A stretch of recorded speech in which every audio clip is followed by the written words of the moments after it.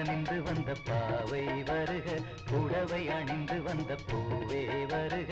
ஆஹா சொந்தம் ஆனந்தம் சுகம் தெய்வீகம், இது நிரந்தர வரம் தரும். ஆஹா சொந்தம் ஆனந்தம் சுகம் தெய்வீகம், இது நிரந்தர வரம் தரும். கண்ணோடு கண்ணாக ஒன்றோடு ஒன்றாக பருவம் கனிந்து வந்த பாவை இவளே, புடவை அணிந்து வந்த பூவும் இவளே.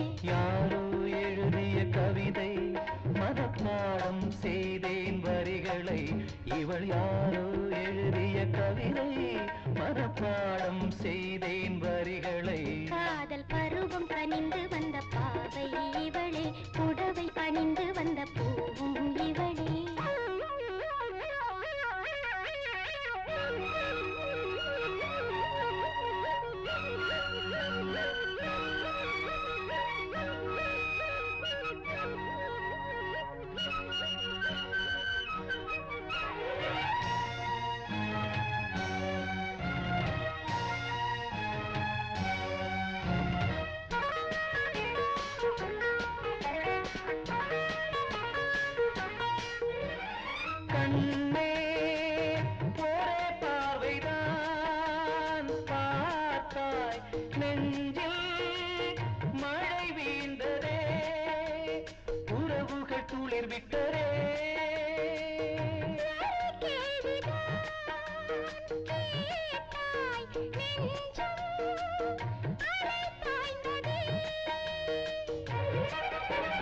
முழுமதி என்றாலும் முகவரி சொல்லாது, இறங்கி சென்றாலும் உன்னை விட்டு செல்லாது.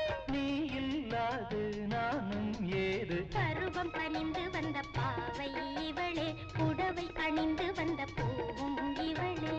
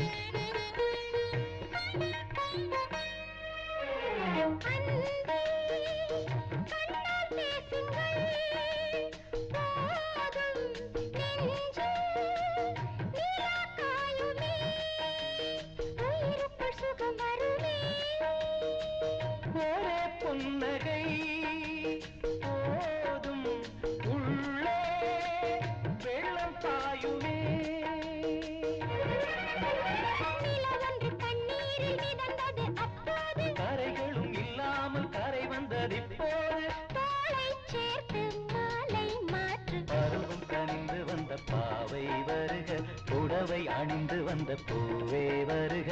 ஆஹா சொந்தம் ஆனந்தம் சுகம் தெய்வீகம், இது நிரந்தர வரம் தரும். கண்ணோடு கண்ணாக ஒன்றோடு ஒன்றாக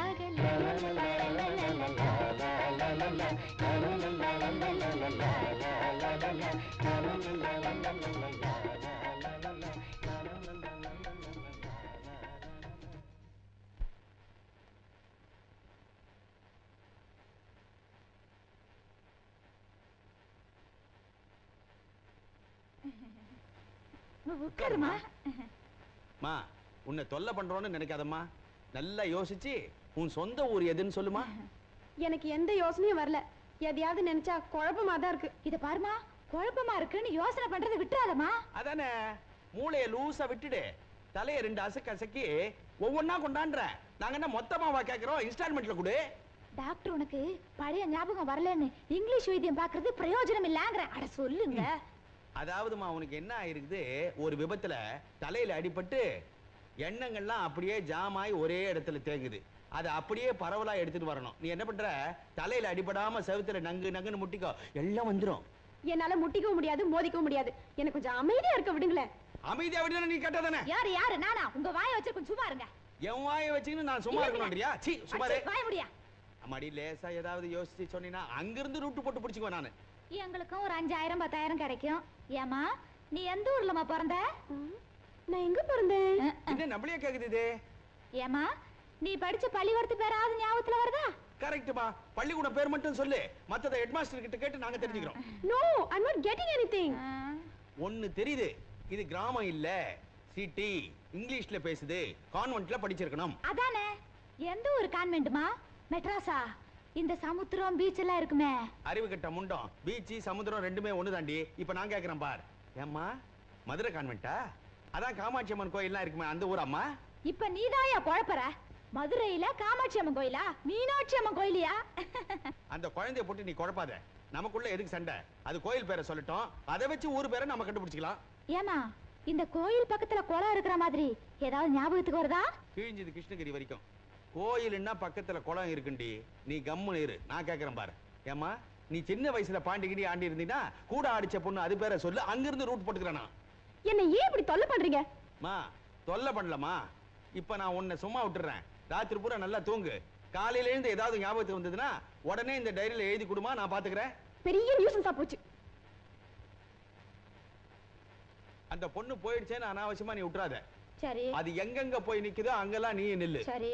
அது படுத்துக்குச்சின்னு வச்சுக்கோ, லொடுக்குன்னு நீயும் படுத்துக்கோ. அது தூங்குனா நீ தூங்க கூடாது. ஏன்? அது தூக்கத்துல ஏதாவது உளரும், அதை உடனே டைரியில நோட் பண்ணிக்கிறேன். அங்க இருந்து நான் ரூட் போட்டுக்கிறேன்.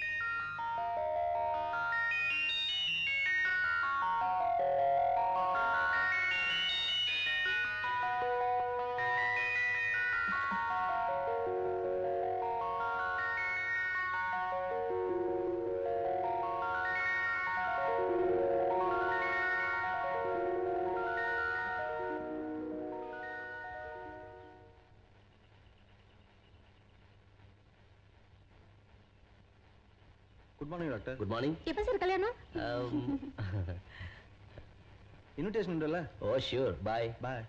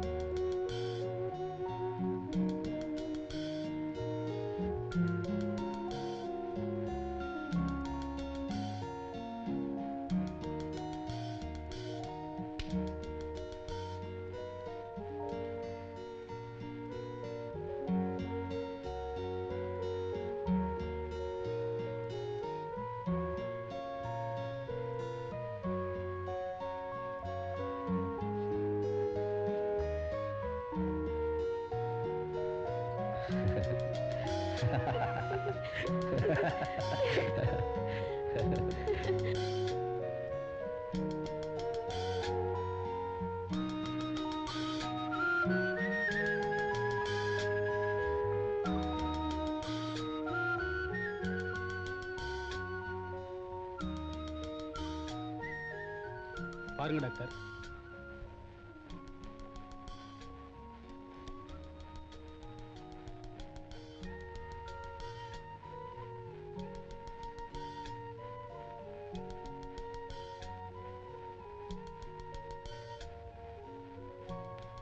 குழந்தைக்கு நல்லா பசி எடுக்குதா? இல்லைங்க. பொண்ணுக்கு எப்படி போகுது? மஞ்சளா போகுதுங்க. நல்ல வேலை, ஆரம்பத்திலே என்ன கூட்டி வந்திருக்கீங்க. குழந்தைக்கு மஞ்சள் காமாலை வந்திருக்கு. நான் மருந்து எழுதி தர்றேன். 5 நாளைக்கு 3 வேளை வேலை கொடுங்க. சரிங்க.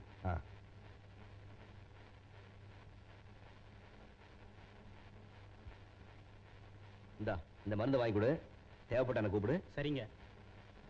டாக்டர்யா, இவங்களை பார்த்தா மகாலட்சுமி மாதிரி இருக்காங்க. இவங்கள தான் கல்யாணம் பண்ணிக்க போறீங்களா?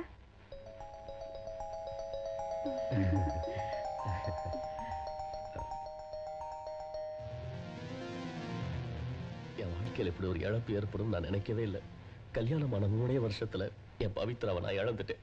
ஒரு தடவை செல்வம் கன்னிமரா ஹோட்டல்ல மேட் ஃபார் ஈச் அதர்னு ஒரு போட்டி நடந்துச்சு. அதாவது புருஷ மனைவி ஜோடி பொருத்தத்துக்கு ஒரு போட்டி. விளையாட்டா நானும் பவித்ராவும் கலந்துட்டோம். எங்களுக்கு தான் முதல் பரிசு கிடைச்சது. நாங்க 2 பேரும் பூரிச்சு போயிட்டோம். அன்னைக்கு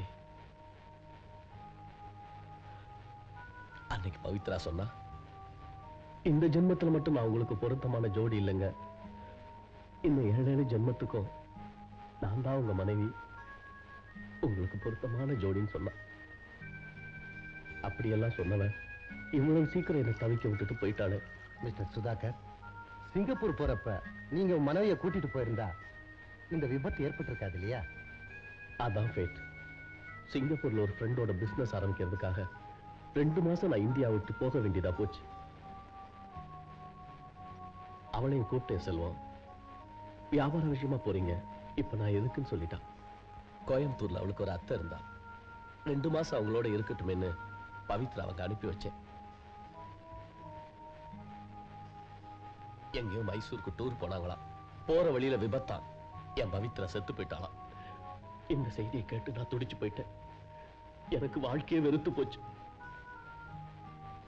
அதுக்காக ராத்திரி பகல் குடிக்கணுமா சுதாகர்? நோ, நான் பவித்ரா மறக்கணும். அவளோட வாழ்ந்த வாழ்க்கையை மறக்கணும். நோ சுதாகர், இது வரைக்கும் குடிச்சதே போதும். ப்ளீஸ்.